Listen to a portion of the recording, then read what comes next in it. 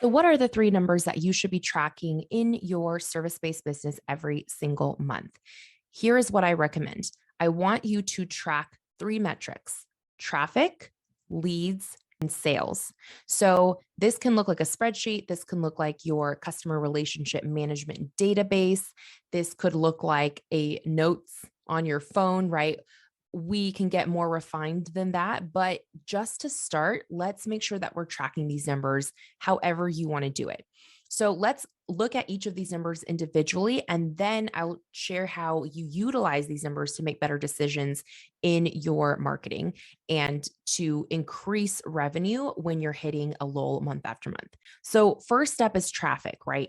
Traffic is telling you how many people actually saw your content, how many eyeballs actually landed on your corner of the internet, right? Whether that's social media, whether that's your website, wherever you exist online, how many people actually saw it at some point. So rather than tracking individual post impressions, because that's a lot of work and, not necessarily something that is high priority, I think, for you as a service provider, coach, or freelancer. If you're a content creator and content is your main, product, that is a totally different story. But I am specifically giving advice to people who sell a one-to-one service.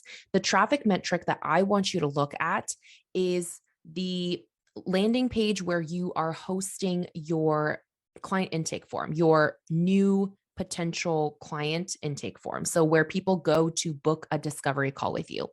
This is what we teach in Cubicle to CEO.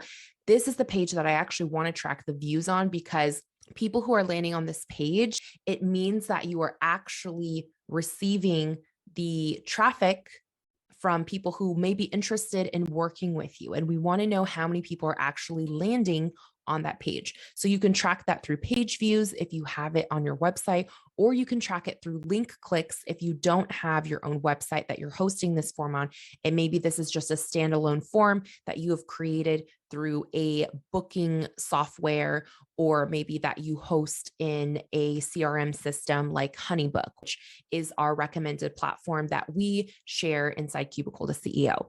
So either way, right, we want to know how many people actually landed on this page where they could potentially book a time with you on your calendar and have a discovery call with you to see if they're a good fit to work with you. That's metric number one. So page views, link clicks, that's traffic. Metric number two are your leads. We want to know how many people actually became a lead, meaning that they actually filled out the form, gave you their information, and said, yes, I want you to contact me about your services. I want to set up a time for us to discuss your services and which you think would be the best fit for me and how we can move forward in working together. So this is pretty straightforward. If someone books a discovery call with you, they are considered a lead. Now, if you're utilizing a different sales generator, so what I mean by this is our sales generator that we teach in Cubicle to CEO is a discovery call. If you're using a different sales generator, your leads might look different, right? For example, if you send people to an automated webinar, when they opt in to watch the webinar, they are considered a lead. Essentially, a lead is anyone who gives you their information, indicating, yes, I have interest in whatever it is that you are offering me. So that is metric number two.